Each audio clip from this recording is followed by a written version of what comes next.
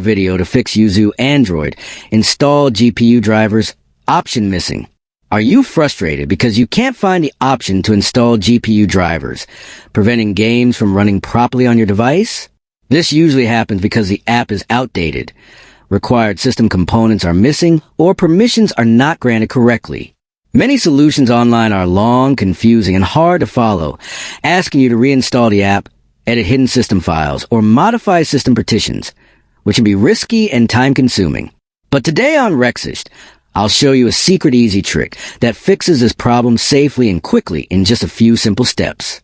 First, we'll update Yuzu Android to the latest version so all features are available. Then check and enable the necessary permissions so the GPU install option appears. And finally, refresh system components so the app can detect and install GPU drivers correctly. This method works on almost all Android devices running Yuzu, keeps your games and systems safe, and doesn't require advanced technical knowledge. If you want to make a full step-by-step tutorial showing exactly how to fix the missing GPU drivers option in Yuzu Android, leave a comment below, and I'll guide you through it on Rexist. Try this trick today and get Yuzu ready to run your games smoothly with proper GPU support.